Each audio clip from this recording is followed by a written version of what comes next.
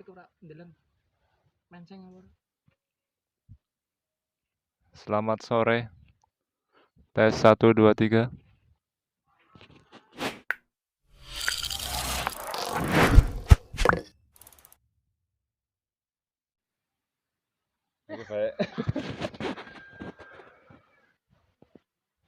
Oke guys, assalamualaikum warahmatullahi wabarakatuh. Jumpa lagi di channel saya. Ini hari ini di sore hari ya guys. Ini alhamdulillah terang, cuacanya terang, cerah, dan angin di sini semilir. Dan hari ini saya lagi main ke temen. Rencananya saya mau ngobrol-ngobrol tentang sesuatu hal yang saya alami di rumah. Alami di rumah itu apa? Nanti biar kita ngobrol langsung ke teman saya ini. Kebetulan nih teman saya ini dia itu adalah pernah menjadi guru silat bela diri di sekolah-sekolah atau di umum bisa. Kemudian dia juga pelaku kesenian tradisional Jawa seperti jatilan ya, atau bahasa sini itu ebek, jaran ebek ya. Ini kenalan dulu ini teman saya nih. Namanya siapa Mas? Nama saya Agus, biasa Agus saja. Panggilannya Agus ya. Ini Mas Agus ini kalau boleh tahu ini udah berapa lama ini di ilmu bela diri? Kalau saya di ilmu bela diri itu sejak SMP sampai sekarang. Ya. Berarti sekitar puluhan tahun boleh? Puluhan tahun ya? Iya. Ya. Kalau di kesenian tradisional Jawa di Jatilan ini udah berapa tahun? Kalau di jatilan atau ebek itu saya hanya pencinta lah. Jadi sebenarnya sih sudah lama, tapi untuk beberapa tahunnya ya kita ambil kisaran 5 tahunan lah. Belum lama. 5 tahunan. Oke, berarti udah lumayan lama ya. Eh, Gini guys, ini hari ini topiknya adalah, aku ulangi ya. Ini hari ini topiknya yaitu tentang gangguan jin di rumah dan beserta solusinya. Jadi ini adalah pengalaman pribadi saya yang akan saya tanyakan ke Mas Agus ini teman saya. Jadi langsung aja ya Mas ya. Ini kita bahas. Kebetulan Mas Agus ini juga sering juga menolong atau dimintai bantuan ya Mas. Ya, biasanya seperti itu. Dimintain bantuan apa ini? Ini bantuan ngangkat gas apa ini? Angkat galon. Ya kita bikin santai aja ya guys ini. Mas Agus ini adalah praktisi supranatural juga. Ya boleh dikatakan pengalamannya cukup lah. Cukup cukup lama ya Mas Agus ya. Ya, lumayan lah. Ya ini Mas Agus, ini kaitannya dengan topik kita kali ini yaitu gangguan jin di rumah beserta solusinya. Ini kan ceritanya gini Mas Agus. Saya itu di rumah kata orang itu di rumah saya itu ada jin-jin ya yang hidup di situ berdampingan dengan saya dan keluarga. Itu katanya mereka mengganggu dan membuat orang-orang yang ada di rumah itu eh, terganggu secara ekonomi juga Mas Agus.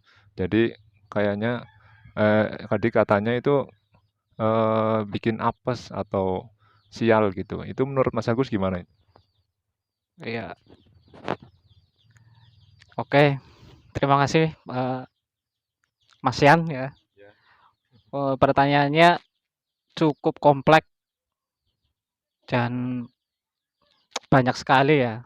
Kalau menurut saya sih karena kita berdampingan, jadi ada beberapa makhluk yang ciptaannya Gusti Allah itu ya seperti itu. Jadi seperti kita manusia lah, ada yang jahil, ada yang baik, ada kadang kan kita nggak bisa berkomunikasi, jadinya seringnya seperti itu.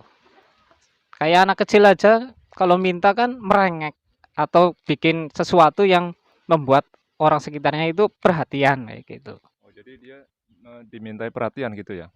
Dia meminta perhatian dari orang-orang situ ya? Iya, biasanya seperti itu. Jadi ada beberapa maksud kan mereka tidak bisa berbicara seperti kita. Dalam artian, eee, dia itu pengen sesuatu tapi tidak bisa mengutarakan kayak gitu. Jadi kadang kalau yang punya bayi kecil bikin nangis atau, tertawa sendiri gitu kan seperti itu. Jadi banyaklah faktornya. Ya, jadi kalau bayi kecil atau anak saya itu, saya kan kebetulan punya anak ya guys, masih sekitar 2 bulan, kurang lebih ya. Itu kadang sering senyum-senyum sendiri itu, berarti itu dia lagi diajak ngobrol apa gimana ini? Biasanya seperti itu. Jadi ada beberapa makhluk, yang kita tidak bisa lihat, itu suka dengan anak kecil. Jadi pengen ya kalau bahasa Jawane ndolani lah. Oh iya, dolani gitu kayak ngajak main gitu ya. Iya. Ya, kalau misalkan sampai nangis tuh gimana Mas Agus? Kalau sampai nangis sih itu biasanya, eee, melihat yang mendolani itu atau yang bikin, main itu lumayan mengerikan lah, berarti wujudnya atau rupanya itu seperti itu, tidak, bayi itu tidak sukalah dalam artian seperti itu. Ya kayak bentuknya serem gitu ya. Iya. Oh, berarti itu si bayi itu udah bisa melihat gitu ya? Untuk umuran bayi memang kebanyakan seperti itu, Mas. Eee, Mohon maaf itu melihat secara fisik, mata fisik atau mata batin? Ini sih pengalaman saya sendiri untuk yang, bayi, karena anak saya juga masih balita, itu seringnya melihat sendiri, ya, secara kasat mata seperti itu. Secara kasat mata berarti ya, secara fisik ya? Ya itu kalau itu berarti dikatakan gangguan juga ya? Iya, kalau menurut manusianya sendiri itu gangguan, tapi kalau ini sih karena asumsi saya sendirilah ya, argumen saya itu mereka itu sebenarnya nggak ganggu, cuman ingin berkomunikasi, Mas, ya. Oh, iya iya.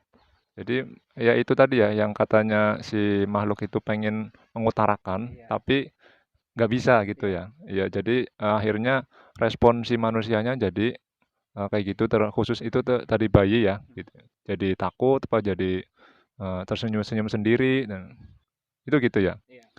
Nah, sekarang kalau orang dewasa itu gangguannya biasanya berupa apa itu? Apa aja itu, Mas Agus?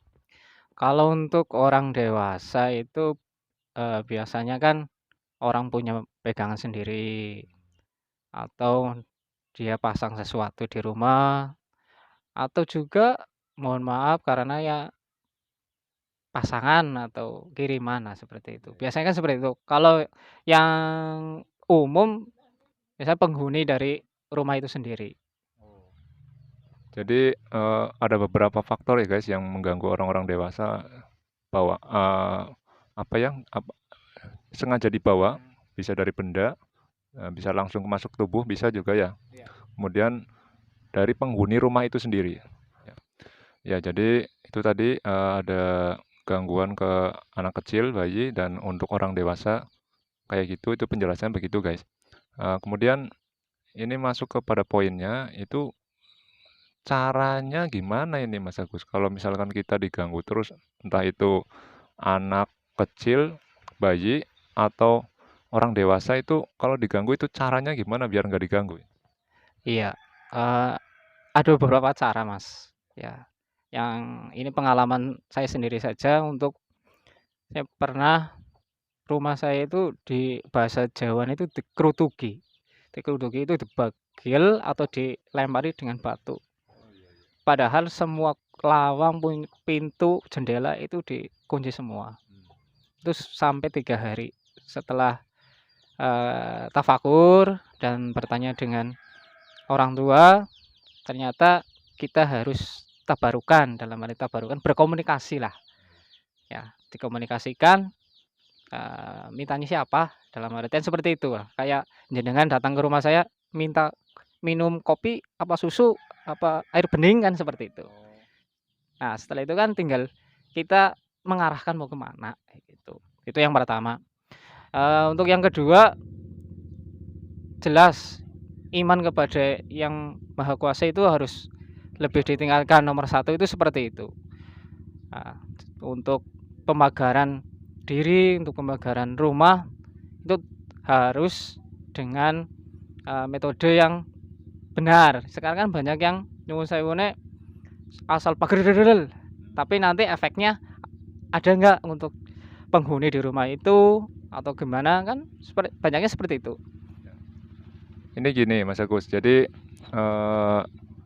bagi orang awam itu kan nggak tahu ya gangguan-gangguan yang kata orang yang sudah punya ilmu kebatinan itu adalah gangguan goib.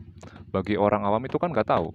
Nah, biasanya efek-efeknya juga nggak tahu juga itu karena efek goib, ya kan? Nah itu tadi yang poin yang penanganan soal iman kepada Allah itu berarti diantaranya ibadah juga ya. Ibadahnya diperkuat gitu ya. Itu bakal otomatis apa gimana Mas Agus? Itu kalau benar-benar kita yakin itu secara otomatis seperti itu. Energi manusia itu akan naik sendiri lah. Nah, tapi kan kadang ada yang ngomong juga itu kalau misalkan kita apa ya, sholat itu padahal sholatnya menurut kita itu sudah sudah sudah baik lah ya. Akan tetapi sering pikiran itu melayang-layang kemana-mana dan menurut para praktisi itu adalah gangguan dari jin itu sendiri. Itu gimana menurut Mas Agus? Kalau menurut saya sendiri malah gangguan dari manusianya, bukan dari jinnya. Ya, kalau jin itu ya memang ada yang mengganggu, ada yang tidak. Tapi faktor utamanya adalah pikiran manusia sendiri. Kalau pikirannya positif, pikirannya jernih, otomatis tidak ada yang seperti itulah. Jadi karena kitanya kurang konsentrasi mungkin ya, kurang fokus. Jadi di antaranya untuk beribadah dalam hal ini adalah sholat, itu poin-poinnya kan banyak ya. Yang pertama niatnya harus yakin, kemudian ikhlas juga ya Mas Agus. Kemudian itu salah satunya juga fokus ya.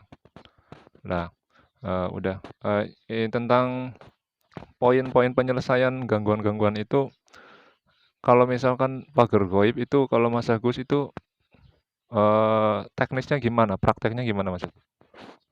Kalau berbicara tentang pagar gaib kan banyak metodenya dan setiap praktisi ataupun orang yang bisa seperti itu kan punya cara berbeda-beda kayak gitu. Kalau untuk yang sederhana, yang penting satu, penghuni rumahnya atau orangnya harus iman takwanya harus kuat dulu yang pertama. Jadi pikiran sing negatif ini itu dinetralkan dulu. Setelah netral baru penetralan rumah. Nah, penetralan rumah ini kadang kita banyak yang tidak sesuai dengan rasa menungsa sendiri itu. Dalam artian kita hidup berdampingan, tapi kita kadang tidak tahu yang makhluk-makhluk itu mintanya seperti apa. Jadi langsung pagar kan kadang makhluk pun pengen keluar, pengen masuk kayak gitu loh. Nah, untuk kayak gitu ya kita ya kula nuwun dulu. Nah, Jadi ada tata keramanya ya, tata keramanya atau sopan santunnya. Jadi misalkan gini, panjenengan rumahnya di sini, saya datang, jenengan yang punya rumah, saya masuk rumah itu, saya usir. Kan rasanya begitu ya Mas Agus. Jadi ada tata keramanya, misalkan saya ingin panjenengan keluar dari rumah itu. Otomatis kan ada negosiasi ya. Negosiasinya biasanya gimana Mas Agus?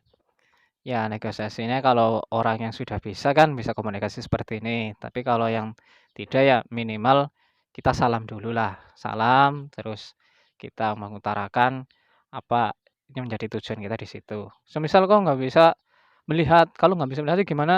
Udah, yang penting yakin, fokus dalam hati, eee, nuwun sewu ataupun salam terus tujuannya dikatakan apa, insyaallah lah mereka juga akan mengerti kayak gitu. Kecuali di situ memang ada energi yang lebih besar dalam artian energinya negatif. Nah, ini untuk energi negatif kan terkadang tidak bisa diomongin seperti itu, harus dengan metode yang lain. Nah, Nah, metode yang lain itu apa Mas Agus? Metode yang lain kan banyak ya. Kalau untuk praktisi kan ada amalan, kalau yang lain ada dengan energi dari alam semesta, ada energi eee, tenaga dalam dan sebagainya, kayak gitu. Enggak, maksudnya iya itu kan, metode berarti caranya ya. Maksudnya ini tadi yang bisa diomongin bisa pakai tata krama dulu, negosiasi. Nah ini yang nggak bisa diajak negosiasi itu apa langsung dibabat habis apa gimana itu? Ya kalau beliaunya, minta perang seperti itu ya atau melawan, ya otomatis kita harus dilawan, ya harus bela diri. Nah, caranya seperti apa? Nah, caranya ya itu tadi, bisa dengan amalan, bisa dengan, energi alam ataupun tenaga dalam, itu juga bisa. Kalau sing penak banget ataupun yang paling gampang itu dengan, garam, uyah lah, tapi uyah yang krosok, yang kasar gitu loh. Nah, itu kalau untuk amalnya metode medianya itu seperti itu. Untuk amalnya seperti apa? Ya monggo dengan keyakinan sendiri-sendiri kayak gitu. Bisa semisal yang beragama Islam dengan bacaan-bacaan yang diyakini, untuk yang non Islam ya yang penting kerentek dari hati lah. Ya, jadi garamnya itu dibacain ya. Iya. Dibacain sesuai dengan keyakinan, misalkan pakai Al-Fatihah, Al-Fatihah atau bismillah sendiri, bismillah saja itu bisa nggak Mas Agus? Bisa. Bisa. Bismillahirrahmanirrahim langsung ditaburin gitu. Yang penting kita niatnya dengan tulus hati, dengan keyakinan bahwasanya semuanya itu kan ciptaannya Yang Maha Kuasa kayak gitu. Ya, oke guys, itu tadi adalah eh, penjelasan mengenai gangguan-gangguan makhluk halus. Dalam hal ini adalah jin. Dan apabila jin itu mengganggu, itu tadi sudah disampaikan ada solusi-solusinya, apa itu menggunakan amalan atau menggunakan apa energi alam atau apa, itu sudah disampaikan ya. Kayak ada sopan santun juga ketika berhadapan dengan makhluk itu bagi orang yang tahu ya Mas Agus, bagi orang yang sudah bisa ilmu kebatinan, eh, bisa negosiasi atau langsung dibabat. Babat pun kalau misalkan dia melawan ya, ya melawan nggak asal-asal babat ya. Jadi setelah negosiasi mungkin dia responnya itu malah ngelawan gitu. Nah itu baru kita bela diri ya Mas Agus. Bela dirinya bisa itu tadi dengan apa namanya menggunakan energi alam, energi tenaga dalam dan segala macam ya. Ya, kira-kira begitu guys. Jadi ini adalah dasar saya bikin konten ini adalah dasarnya saya di rumah juga seperti itu. Jadi anak-anak saya itu seringkali nangis yang tidak ada sebab, sudah disusuin, sudah diganti popok, sudah segala macam itu kadang nangis guys. Jadi saya sebagai orang tuanya itu kadang resah dan juga marah. Seringkali saya marah-marah sendiri, keluar kamar, saya pelototin Mas Agus. Saya pelototin semua pegang apa namanya tongkat gitu. Saya sebenarnya karena kalau kita sendiri yang diganggu mah nggak apa-apa, tapi kalau anak kecil itu kadang kasihan ya. Jadi ya kayak gitulah sebagai pembentuk wujud dari kasih sayang kita kepada anak. Oke, sekiranya itu cukup untuk topik kita hari ini, Mas Agus. Nanti kapan-kapan kalau saya datang lagi sini boleh nggak ya? Siap-siap. Iya, oke. Terima kasih buat Mas Agus yang sudah menjelaskan tentang topik kita kali ini. Semoga Mas Agus sehat selalu, Mas. Amin amin amin. Salam Rahayu. Saya lagi juga. Ya, selamat sore Mas Agus. Selamat sore. Oke guys, kita akhiri video kita hari ini. Jangan lupa klik like dan subscribe bagi yang belum subscribe, kemudian share kepada teman-teman yang lainnya biar video ini bisa bermanfaat untuk yang lainnya yang belum mengetahui tentang penjelasan kali ini. Oke, sampai jumpa di video saya selanjutnya. Salam Rahayu. Semoga kalian sehat selalu. Oke, bye-bye.